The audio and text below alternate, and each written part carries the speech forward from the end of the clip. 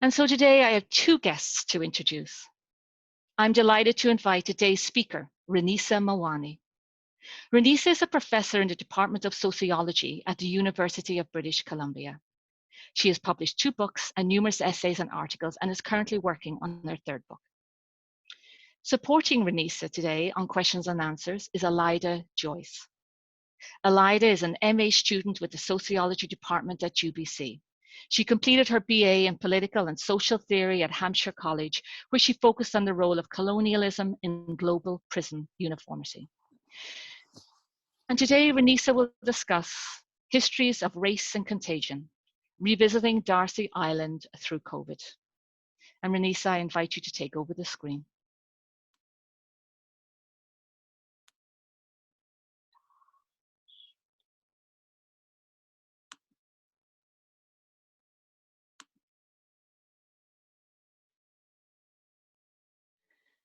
So I'd like to begin by thanking Elida Joyce and Mariam Nabvi from the Equity Office for inviting me to speak in the 1 Hour at UBC series, as well as Ideen Cleary for the introduction, Dan Fortier, Asvin Chen for tech support, and to the Squamish Nation where I'm currently located. It's been really exciting to return to work that I published on Darcy Island in 2003 and to think about this history in the context of COVID-19. In the interest of time, I'll focus my talk on the history of the Darcy Island leprosy colony, and then I'll make some connections to the current global pandemic in the conclusion and during the Q&A. So as you're listening, you might think about what we can draw from the history of Darcy Island and how this might inform the ways we think about our contemporary condition. In this talk, I examine the relationship between disease, national health, and racial violence through the forced exile of Chinese men suffering from leprosy in British Columbia. In the late 19th and early 20th centuries, leprosy was considered to be a serious public health issue in this province. During this period, the city of Victoria, the provincial and federal governments developed a series of racial and coercive strategies aimed at isolating and excluding Chinese men thought to be suffering from leprosy. In 1891, Darcy Island became Canada's first and only Chinese leprosy colony. Located 17 kilometers northeast of Victoria, the Lazaretto was operative from 1891 to 1924. During this 33-year period, the city of Victoria, along with the British Columbia and Dominion governments, exiled a total of 49 men to the island prison. Importantly, 43 of these men were Chinese. Banished indefinitely, the men spent their days waiting to be deported or to die, whichever came first. Darcy Island was designated as a provincial marine park in 1961 and is now part of the Gulf Islands National Park Reserve of Canada. It's only accessible by boat, and you can take a tour of the island through oakbaytours.com. And on their website, they say, circumnavigate one of the most tragic places in history, the Darcy Island leper colony. In British Columbia, leprosy came to be, both in popular and medical discussions, known as a Chinese disease that was linked to Victoria's Chinatown. Responses to leprosy in British Columbia cannot be considered in terms of biomedicine alone. In the larger paper, I argue that initiatives aimed at managing leprosy on Canada's west coast were also responses to growing concerns about Chinese immigration. The control of leprosy, then, must be situated within a virulent anti-Asian racism in BC. Doctors and government officials viewed leprosy to be a disease that was brought to Canada by Chinese laborers and was alleged to be endemic in Victoria's Chinatown. Ultimately, fears of leprosy lent additional support to ongoing debates about the need for more vigilant immigration controls. So my talk this afternoon begins with a discussion of what authorities identified to be something called Chinese leprosy. So I start with the myth of Chinese leprosy, and then I'll turn to discuss in further detail the leprosy colony on Darcy Island. And as I mentioned earlier, I'll end with some remarks on racism and disease in the current pandemic.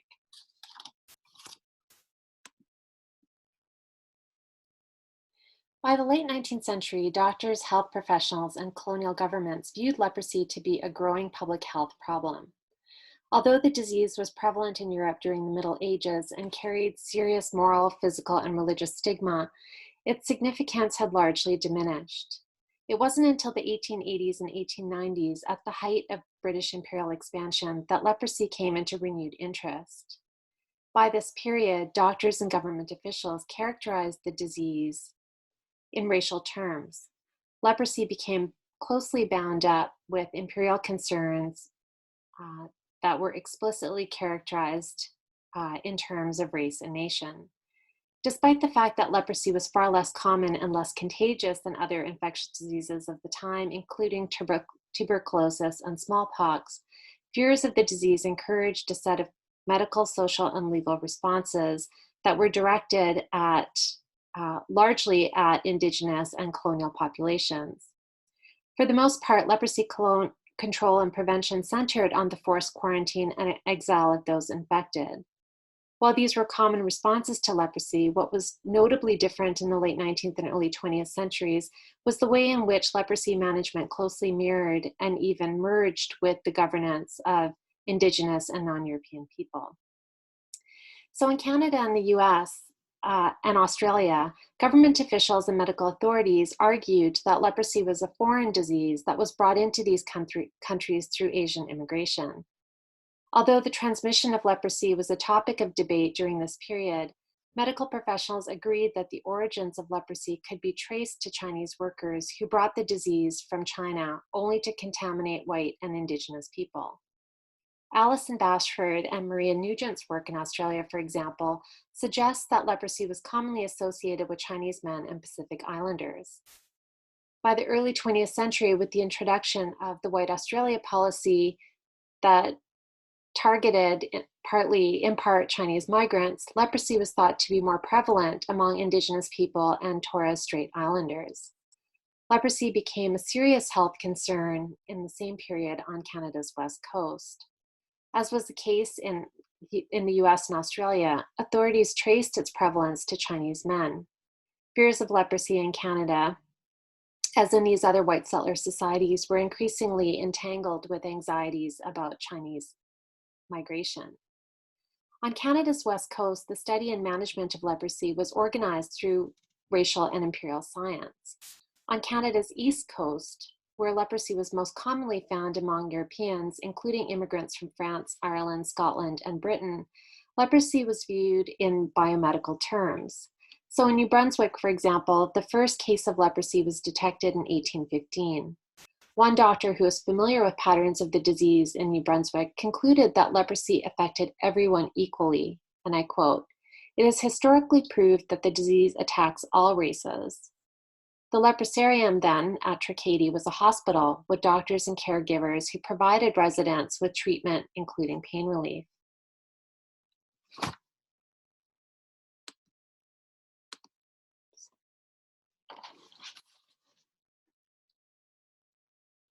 On Canada's west coast, leprosy was characterized and managed very differently than it was on the Atlantic seaboard. Theories regarding the origins of leprosy in British Columbia, as I mentioned, were deeply embedded within a structure of anti-Chinese racism. Explanations about the origins of leprosy were inseparable from fears of Chinese immigration. Leprosy was almost exclusively thought to be a Chinese disease in British Columbia. Despite difficulties in diagnosing leprosy, it was not always easily distinguishable from other infectious diseases. Local doctors and politicians insisted that the disease was endemic within Victoria's Chinatown. Government officials and early colonists did not only regard British Columbia's Chinese residents to be a social and economic threat to a white man's province, as historian Patricia Roy has argued, but also a serious public health risk. Politicians, bureaucrats, and doctors argued that the habits among the Chinese, combined with their living conditions and unsanitary practices, were a danger to white settlers. By the 1880s, ideas of Chinese leprosy were so firmly entrenched within British Columbia's colonial imagination that the Royal Commission on Chinese Immigration questioned witnesses on the frequency, occurrence, and rates of leprosy among Chinese residents. The Royal Commission was established by John A. Macdonald's government and was mandated to inquire into all matters concerning Chinese immigration to Canada. The British Columbia government played a pivotal role in facilitating this process, as they had repeatedly asked the Dominion to pass legislation to prohibit or at least restrict immigration from China. The Commission examined 31 witnesses and sent printed questions to another 39. One question inquired about the general health of the Chinese. Another focused on leprosy. Question 26 asked, "What personal knowledge have you of the presence of leprosy among them, the Chinese, and have you any personal knowledge of leprosy being communicated from them to the whites? And if so, how many instances and under what circumstances?" Cases of leprosy in British Columbia remained numerically insignificant, yet commissioners justified the leprosy question, insisting that it would help them to determine whether there was any basis to the widespread belief that the Chinese were more predisposed to leprosy, as other authorities had reported in cities such as San Francisco. Few witnesses who appeared before the commission were able to comment on the nature and extent of leprosy in British Columbia. So, for example, Superintendent of Police, Victoria Police Charles Bloomfield, told the commission that while the Chinese were known to bring diseases to Canada, he could only recall about 10 or 12 cases of male leprosy within the last 10 years. Chief Justice Matthew Bailey Begbie insisted that the links between Chinese immigration and leprosy were erroneous. I quote, "It is common to attribute disgusting diseases, for example, leprosy, to the Chinese. I believe that it is pure imagination and an absolutely unfounded report," end quote. Begbie could only recall one case of leprosy, including a Chinese man, and he had no knowledge of the disease being passed to whites. Other witnesses also questioned whether Chinese leprosy existed. Dr. John Helmeken, a prominent doctor in British Columbia, told the commission that despite his experience, he had only ever seen 2 cases of the disease. One was an Indigenous man and the other one was Chinese.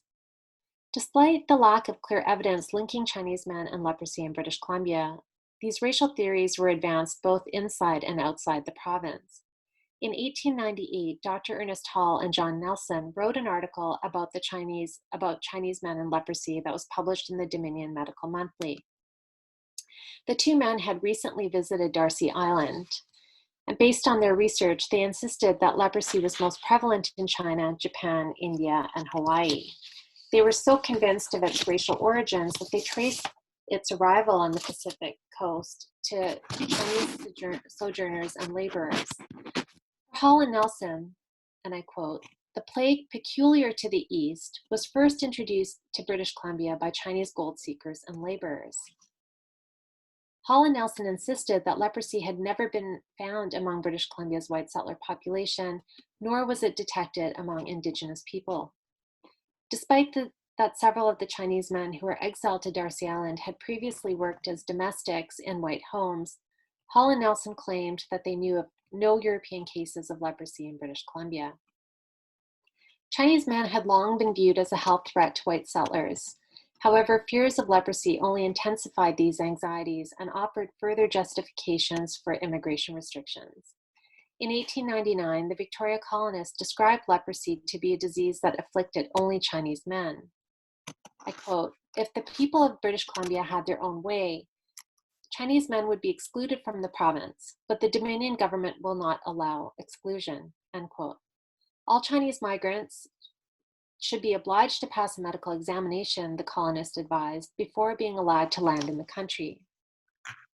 In the 1880s, leprosy in British Columbia was unequivocally identified as a Chinese disease, as these examples suggest.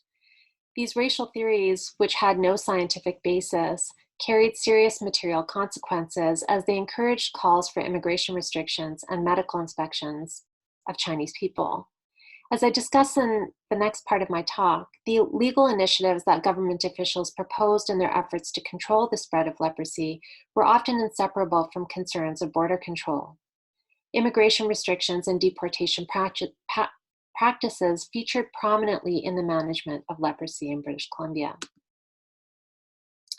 The care and control of leprosy sparked widespread debate in the late 19th and early 20th centuries. These discussions were inspired partly by recurring ambiguities and inconsistencies in theories of contagion. Doctors and public health officials were not entirely clear as to how leprosy was transmitted, how contagious it really was.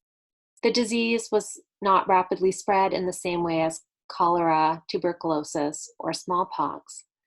Some medical experts questioned whether the disease was communicable or whether it was in fact hereditary.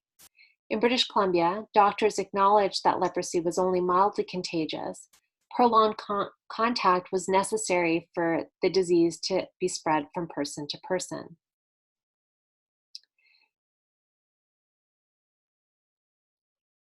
Dr. John Helmicken, for example, questioned how contagious leprosy really was. In his testimony to the Royal Commission, Helmicken claimed that leprosy was hereditary and not communicable.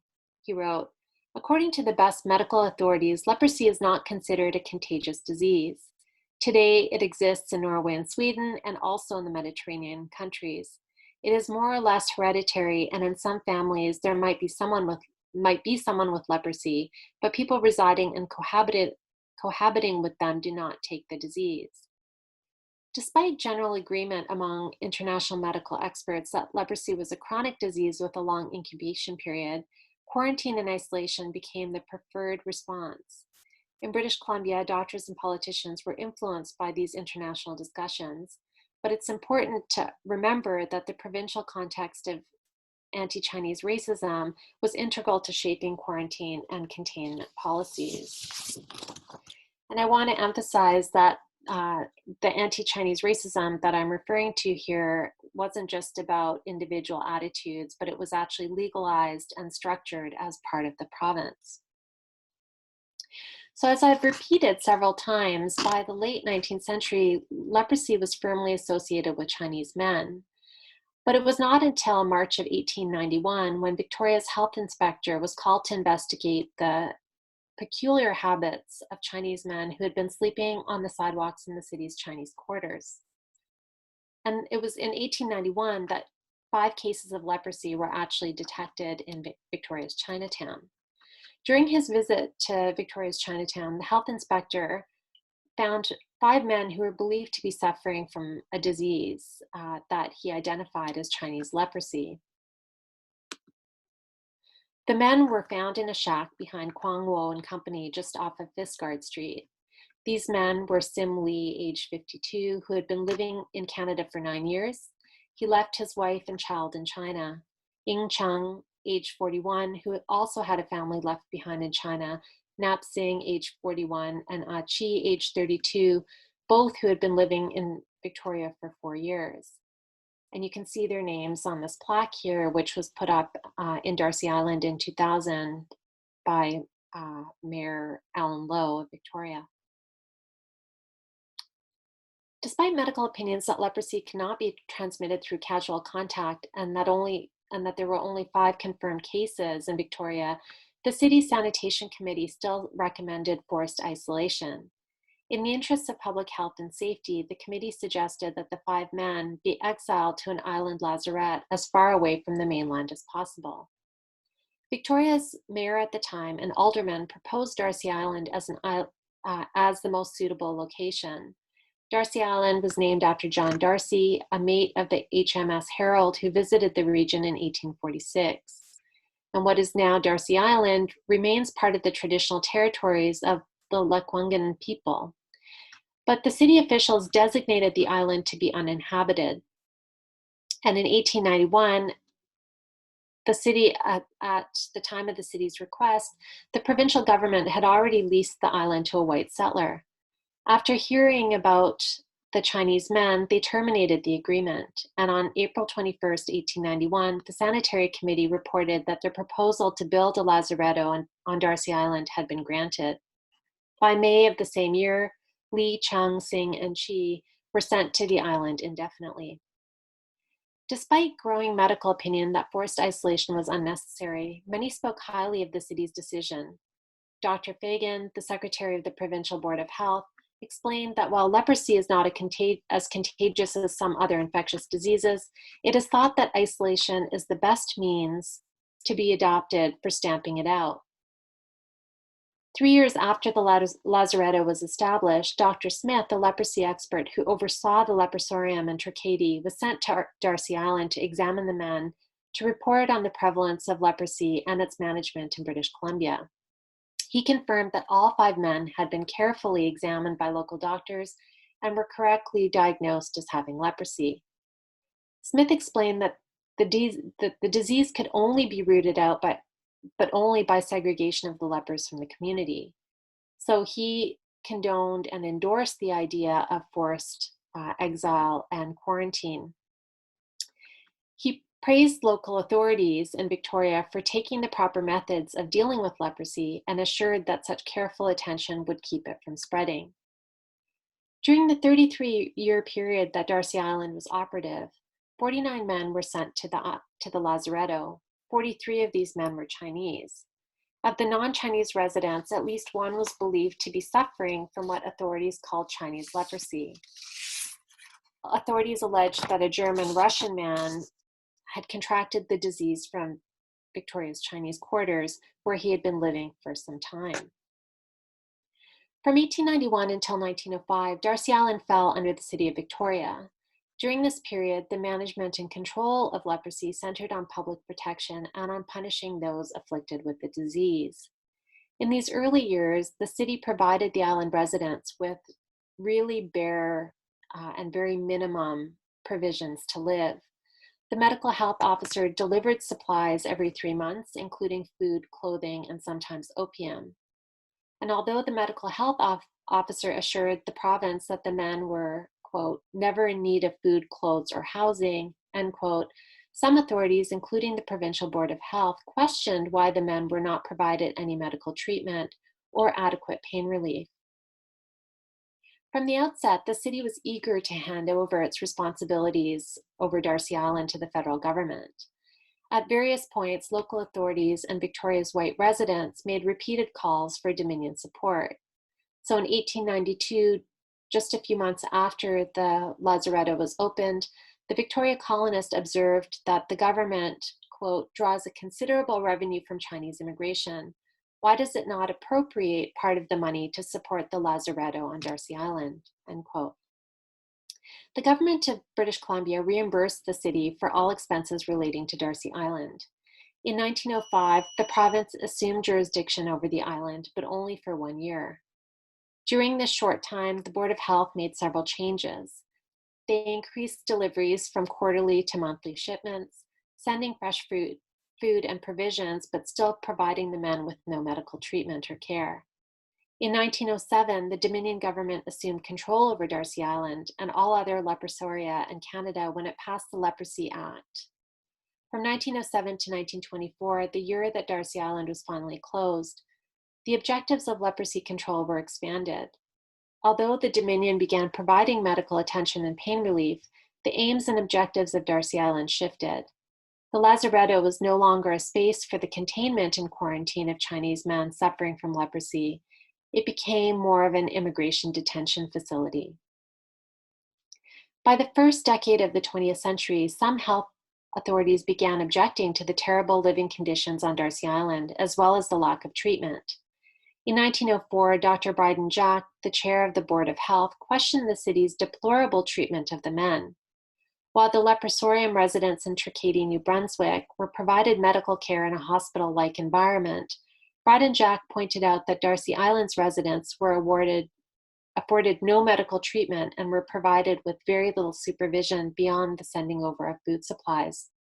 The men had no way of securing help except through the raising of a flag if the patient was even capable of doing so. And the flag may or may not be seen from a passing boat or from the adjacent island. One man, he said, had been unburied for a few days, as the living were unable to bury the dead without assistance. So many of the men who were on Darcy Island were actually responsible for burying those who perished. 1 year later, Dr. Fagan informed the Attorney General that the living conditions on Darcy Island were deteriorating even further. He said, and I quote, "There is no bath, no closet, no accommodation beyond what is barely necessary to live," end quote. He too urged the province to take action, insisting that the city was only marooning the lepers for life. By 1904, local newspapers also began questioning the imprisonment of Chinese men. The colonists argued that leprosy was not highly contagious as had been previously thought, and those afflicted with the disease would pose little danger to the community. The many criticisms emerging at the time prompted debate about effective strategies of leprosy management. While a new lazaretto was proposed for the William Head Quarantine Station, located near Esquimalt on the southern tip of Vancouver Island, others argued that deportation was the most effective means of leprosy control and prevention in British Columbia. So many immigrants suffering from contagious diseases were prohibited entry into Canada under the provisions of the Immigration Act.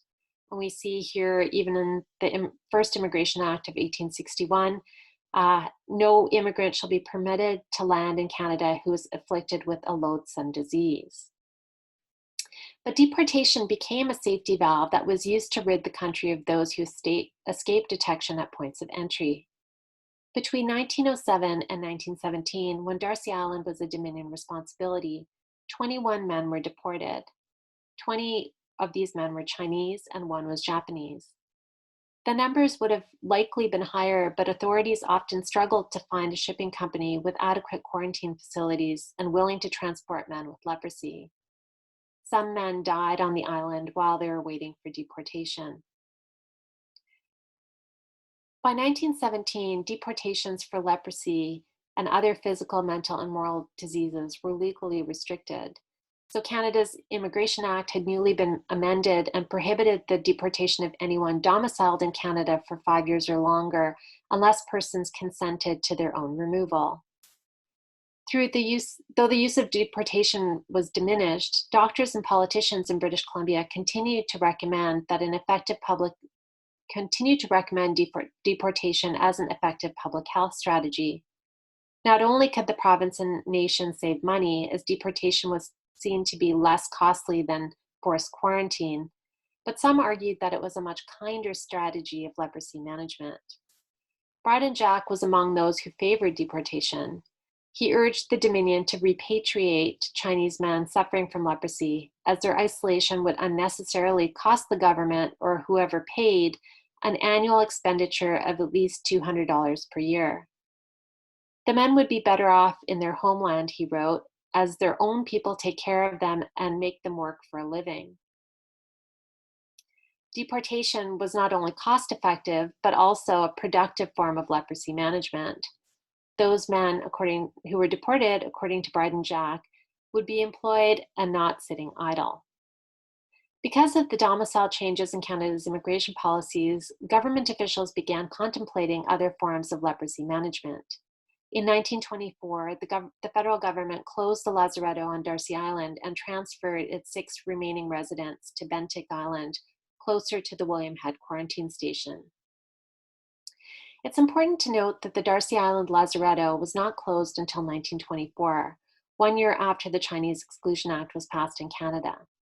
Whereas the Chinese Exclusion Act marked a more restrictive era in Canadian immigration policy, the closure of Darcy Island represented a distinct phase in leprosy control and management, one that was more openly concerned with therapeutic intervention, but which continued to draw on coercion and punishment. The residents of the Bentinck Island lazaretto remained predominantly Chinese. The long-standing links between Chineseness and leprosy, and between contagion and border control that had been established from the 1880s onward in British Columbia continued until the 1950s, at which time a cure for leprosy was found. A shift from confinement to treatment prompted the Department of Health to finally close the lazaretto on Bentinck Island.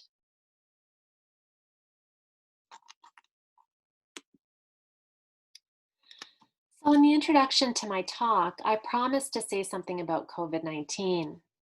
I will admit that it's been hard not to see and not to hear the echoes of Darcy Island in discussions about the current global pandemic. What can this history of Darcy Island tell us about the politics of race and disease today? In a recent article published in the British Columbia magazine titled The Dark Past of Darcy Island, Cherie Thiessen draws connections between the leprosy colony and the COVID-19 pandemic. She writes, "Today, Darcy Island reminds us of a brutal and prejudiced time in our recent history. I cannot help but compare the quarantine these unfortunate lepers had to endure to the quarantines many of us are under today. Prejudice may not yet be eradicated, but look how far we've come. We draw comfort in the current phrase that we are all in this together. So I have a slightly different, or maybe not slightly different, a radically different take than Thiessen does about how Darcy Island informs our understanding of COVID-19. For many communities of color, Darcy Island resonates with the current pandemic, not through mutual experiences of quarantine and exile, but in the persistent links between racial violence and disease control. After all, being forced to stay home is in no way the same as being forced on an island and left to die. If we learn something from the history of Darcy Island, it should be a reminder of how deep the historical associations between racism and disease really are. We should not look to Darcy Island and congratulate ourselves on how far we've come. Instead, the myth of Chinese leprosy in British Columbia and the treatment of Chinese men in this province should offer a strong caution for our present time. Characterizations of COVID-19 as a Chinese virus have intensified rates of anti-Asian violence in Canada, the US, and globally. Racial understandings of disease continue to divide people into those who are deserving and undeserving of treatment, thereby affecting access to healthcare, safety, and security. A common phrase of the current pandemic, as Thiessen points out, is that we're all in this together, but we're not. Racism has shaped government and public responses to disease control, both in the past and in our troubled global present. And I hope that Darcy Island is a reminder of that. Thank you.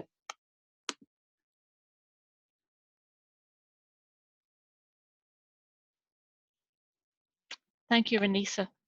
So we'll move over to our question and answer platform. And before we do that, I'll just remind, because we had some latecomers, how to participate in our question and answer platform. So we invite you to open a new browser and type slido.com, slido.com. And our event code today is EXLEI30.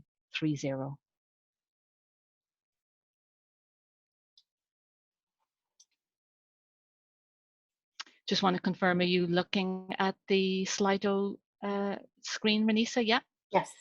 So I'll pass it over to Elida. Hi, everyone. I'm Elida, and I'm just going to be helping moderate with the questions. So if you go to Slido, you can enter your questions on the online platform, and then I will read them out loud to RENISA to have her answer. And I'll give everyone a few minutes to get a chance to log in and just send those questions in. Elida, you had mentioned yesterday at our test that you had some questions. Would you like to share? Do you have those available? Would you like to share them with us? Sure, I would love to do that. We also already have a question coming in. Oh, super. So I can start with that as well, and then I'll put in some of my questions at the end if we have time. And we're going to try and finish up at 2 o'clock. This is just a reminder for everyone. So our first question today is going to be from Fiona, and she was asking what happened to the men on Darcy Island. So 18 of these men died, and the plaque that I showed during my PowerPoint presentation commemorates the names of the known names of the men, and then also those who perished. And 20 of the men were deported, 20 to China, 1 to Japan, and then the rest of the men were sent to Bentic Island until the facility was closed in the 1950s. Thank you, RENISA. Our following question is, you have mentioned it, but what were the numbers of people suffering leprosy in the East Coast versus West? If it's possible to answer that question.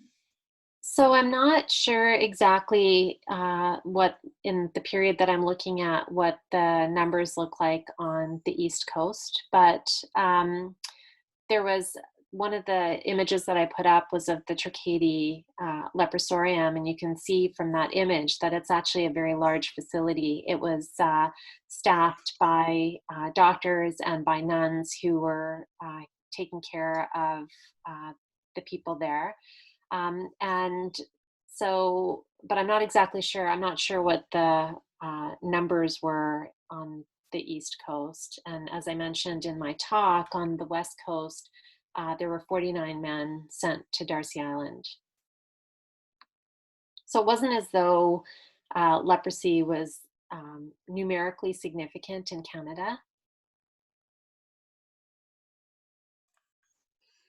Okay, thank you. And our next question is from Alicia, asking, what actions can we take nowadays to mitigate the association or combat the views between race and disease? Well, I think there has been a lot of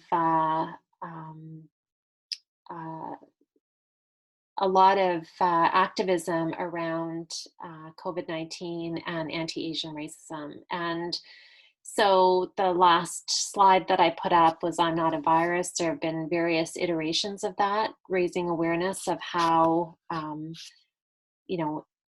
embedded questions of race are within the way that we think about disease control. And I think those are really, really helpful initiatives.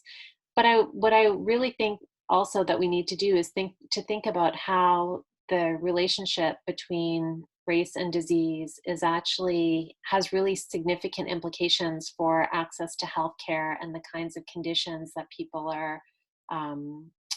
are experiencing. So the lockdown and the various sort of stages out of the lockdown have considerable effects on mental health and on physical health. And I think in many cases, what we're seeing in the reports around COVID-19 is how intensified these are for communities of color. And we're seeing disproportionate effects on Indigenous and Black communities in particular, as well as a sharp rise in anti-Asian violence. So I think part of what we need to do is to educate ourselves not only on how dangerous and how dangerous these associations between race and disease are, but also what the material effects are for people of color and for communities of color. Thank you, RENISA. And the next question we had was from someone, from a participant, just wondering what the average amount of time that the men spent on the island was. So most of the men who were sent to Darcy Island were sent to die, right? They weren't able to leave. So one of the men who, when one of the 5 men who was being transported from Victoria to Darcy Island attempted suicide, but was unsuccessful. And the other men, 18 of the men actually perished on Darcy Island. So many of them spent their lifetimes there. There isn't a lot of surviving information about the men and the conditions that they faced. There are a series of photographs that actually in the BC archives that actually show the deplorable conditions that these men faced on Darcy Island, but I chose not to reproduce them in my talk. But they are online and you can see them, but I don't know what many of these men were, as I said, in their early 50s, in their early 40s, and were sent to the island to die. Thank you. And our following question is from someone asking, were there any specific ways that the cultural attitude towards leprosy as an Asian disease were sought to be reverted or changed, undone? So there were discussions, and I highlighted some of those there were arguments made by officials in British Columbia that, leprosy wasn't a specifically Chinese disease. Many people said that they had never even heard of leprosy among the Chinese. So Begbie, for example, said that he was unaware of any cases, and others made the same or similar arguments. But I think that by that point, this sort of myth of leprosy as a Chinese disease was so deeply entrenched, right? So the Royal Commission is happening in 1885. The first case of leprosy in British Columbia is identified in 1891. So we're already seeing, even before any cases were found, that leprosy is considered to be a Chinese disease, even though there were conflicts between various government officials.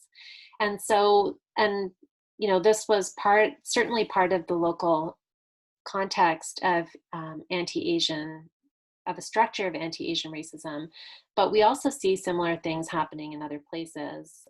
So there are discussions about Chinese leprosy in San Francisco's Chinatown, for example, and then also, as I mentioned, in the work of Maria Nugent and Alison Bashford in Australia.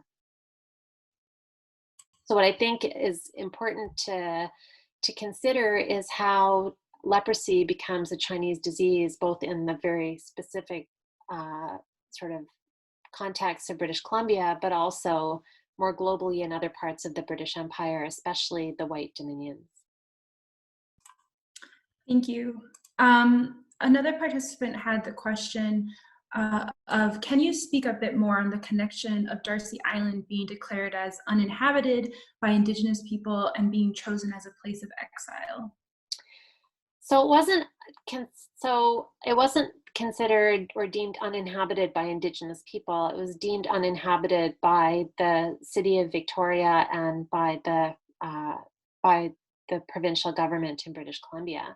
And so although this is the Gulf Islands are part of are part of Indigenous territory and part of the Lekwungen people, the Darcy Island at the time was considered to be empty, right? And we know that, and that's one of the reasons why the province had actually leased it to a white settler. And then because of the proximity of the island to Victoria and also the difficulty of escaping, it was chosen as the place it was chosen as the site for the leprosy colony. So, there's a lot of sort of layers of colonial displacement and colonial violence and racial violence happening in the context of Darcy Island. And, part of what is of interest to me is how these sites are chosen as, places of isolation and punishment, and then become public parks, and don't often make reference to the histories of Indigenous people and the histories of and the present conditions of unceded territory. Thank you, RENISA. And we had a couple similar questions, but I'm highlighting participant Marnie's question here. These questions were all around this idea of, were there other people who were experiencing leprosy, or in Marnie's question, were there any cases of white settler leprosy in UBC at the time where the people were not sent to the island, or they were left in the community, was someone else's question, or sent somewhere else? There were cases of people being sent to Tracadie, and there were also cases of Chinese men from elsewhere being sent to Darcy Island. And then I gave the one example of the German Russian who had leprosy and who was believed to have contracted it from Victoria's Chinatown. One of the things that I didn't get a chance to talk about in the talk, but which I explore in the larger paper, is how leprosy and fears of Chinese men spreading leprosy is something that becomes an issue around the relationships or around the sort of proximities between Chinese men and Indigenous people. So there are several unfounded cases of and reports of Chinese men allegedly spreading leprosy to Indigenous communities. And this becomes another reason or another argument for why Chinese men should be, why there should be restrictions on Chinese immigration, and there should be greater emphasis on deportation of those who are already here. So, you know, the 1880s is a period where there's a lot of concern about not only, you know, the Chinese being a danger to white settlers because of labor, because of public health, but also to Indigenous communities. And in most instances, these are not founded allegations or claims, but they are, you know, they feed into the sort of larger, these larger ambitions and agendas for anti-Chinese immigration. Thank you. A sort of follow-up question to this, and in part to your answer, was a question from a participant who was asking, how were Indigenous folks who were affected by leprosy framed in this race disease narrative, and did they have any agency, or are they seen as merely victims?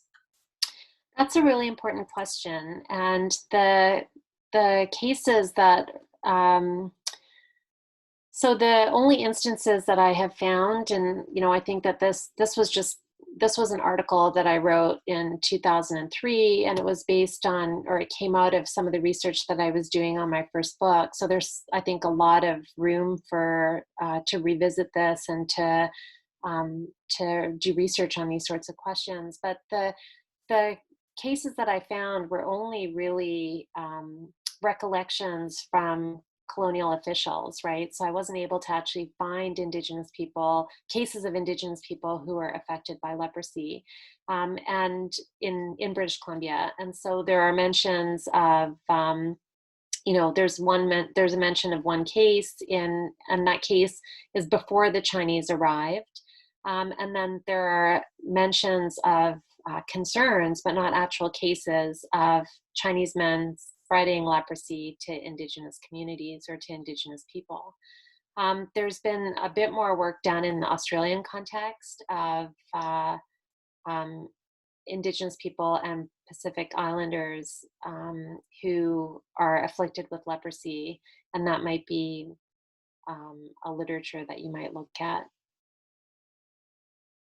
But that wasn't the case in British Columbia. The emphasis was really around the Chinese.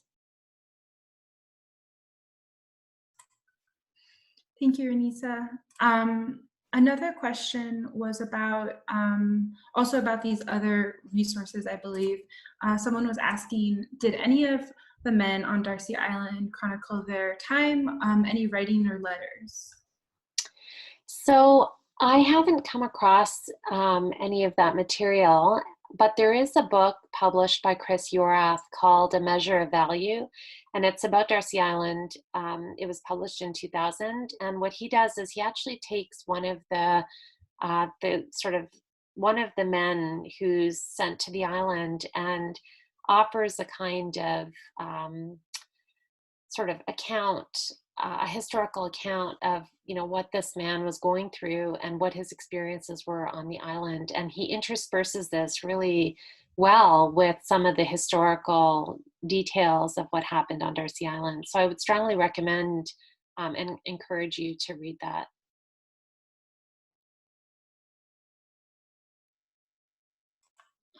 Thank you, RENISA.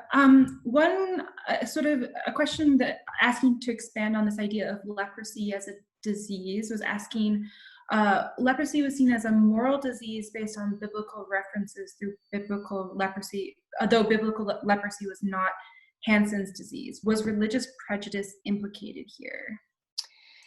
Well, I think if we think about anti-Chinese racism, one of the very common tropes around that had to do with religion, right? And, you know, the sort of concerns about the lack of Christianity in Chinese communities and efforts at conversion and so on and so forth. And so I think, you know, for me, I think about race as a regime of power that draws, so it's not just about skin color or about ethnicity, or it's really about how this regime of power draws on all of these different characteristics and attributes like religion, like morality, like sin, as a way of establishing conditions of, or hierarchies of superiority and inferiority, with white Christianity as being at the sort of top. So I think that that religion was certainly bound up in this, even though it wasn't explicitly articulated in the conditions of, or in the discussions of the men on Darcy Island. I think if we take a longer view and we think about leprosy in a longer historical context, or we also think about Chinese and anti-Chinese racism within a longer historical context, I think you could certainly make the argument about how religion figured in these racial characterizations of disease and disease control.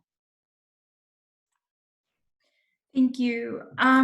And just to, for the sake of time, as it's now 1:56, we're on our last few questions here. One of the questions that we had was, have any levels of government acknowledged or taken responsibility for these actions? So in 2000, first I should say that in 1960, the buildings on Darcy Island were actually burned down by the province, and there are remnants of these structures that still exist. And you know, if you go to the island, you can actually see them. And in 2000, the Victoria Mayor, Alan Lowe, he actually commissioned this plaque that I showed in my presentation that has the names of 14 of the 18 men who died there. So the city of Victoria has commemorated this history. There's also a pictorial display that was put up at around the same time that gives a brief history of Darcy Island. But other than that, you know, I don't know of any other government acknowledgements or of the government, either the provincial or the federal government, taking responsibility. A sort of connected question to this one was just asking if the government made any official statements about if positions had changed in regards to leprosy being viewed as a Chinese disease. So are you asking if the government's actually made any kind of official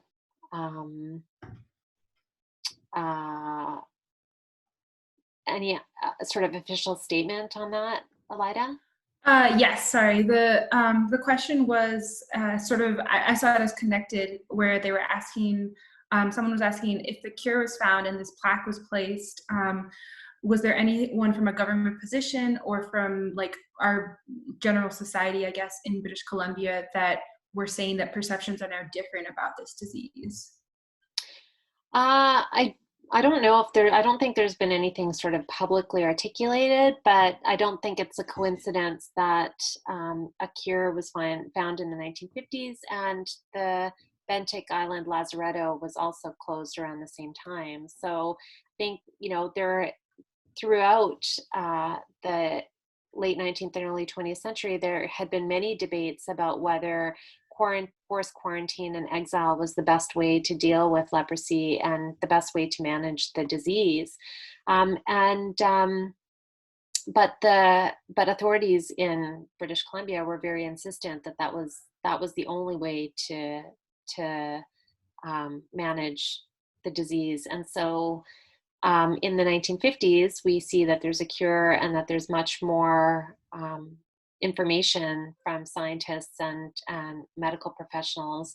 And that becomes then, I think, an unsustainable argument to make about forced quarantine and about exile.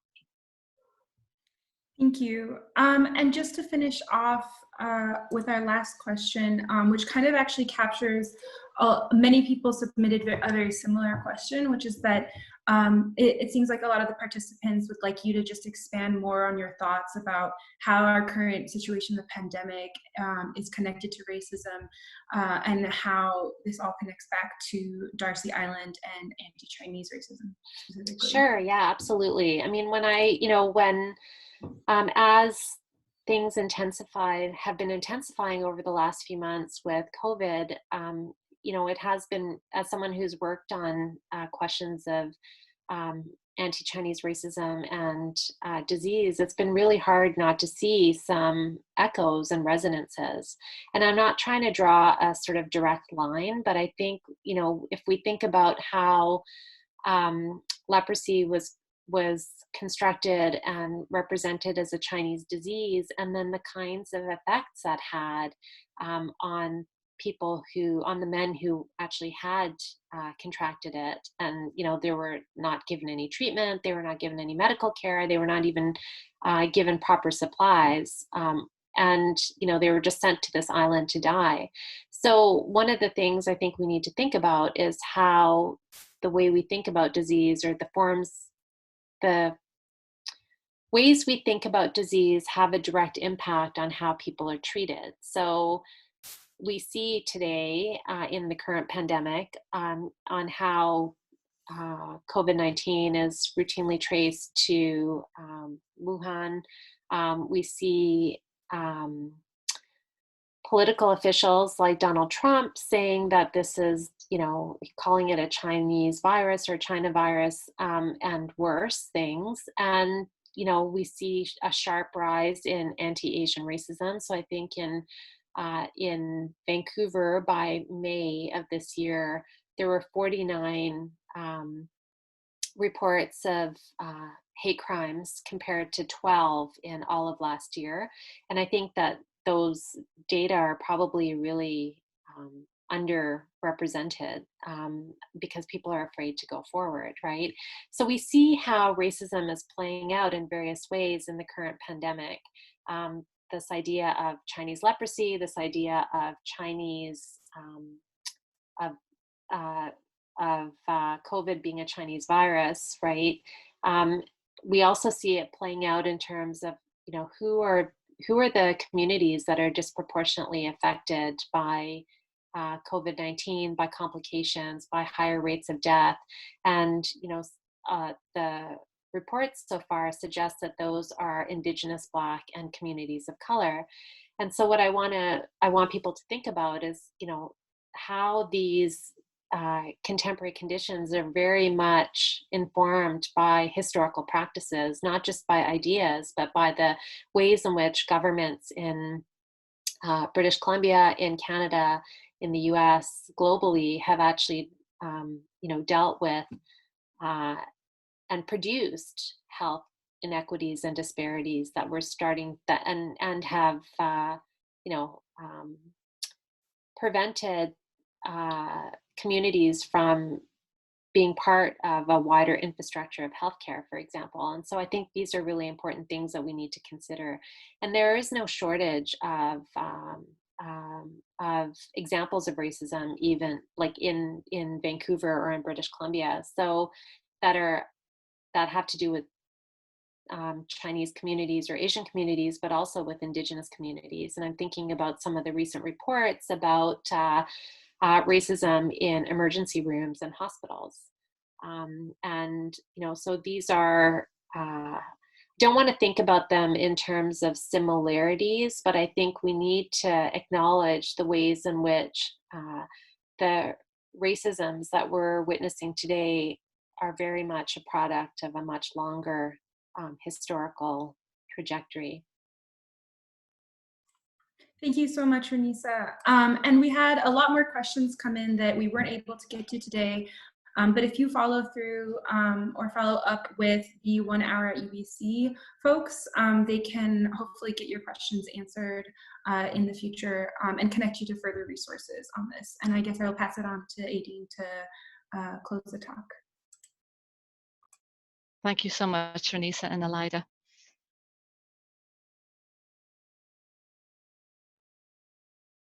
Just want to confirm you're looking at my final slide. Thank you, thank you. So just to remind people of our upcoming courses in the fall, academic explorations, please go to our website to find out more. Today's lecture again is recorded and will be available on our YouTube Extended Learning YouTube channel very, very soon. Any questions, don't hesitate to contact us at info.exl@ubc.ca. Elida did mention that she did not get to all of your questions. If you have a burning question, please send it on to us and we'll be happy to forward it on to RENISA today. So now just leaves for thank you. Thank you, RENISA, so much for such an interesting lecture on the history of Darcy Island, and that helps us to consider.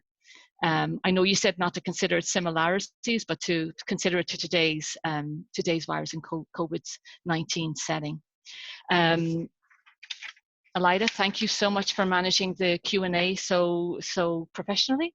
It certainly is such a significant part of this lecture, and thank you for catching so many questions as you did. And finally, thank you to all our participants today for their excellent questions, for making us part of their Thursday. And so just leave me to say goodbye, take care everybody, and stay safe.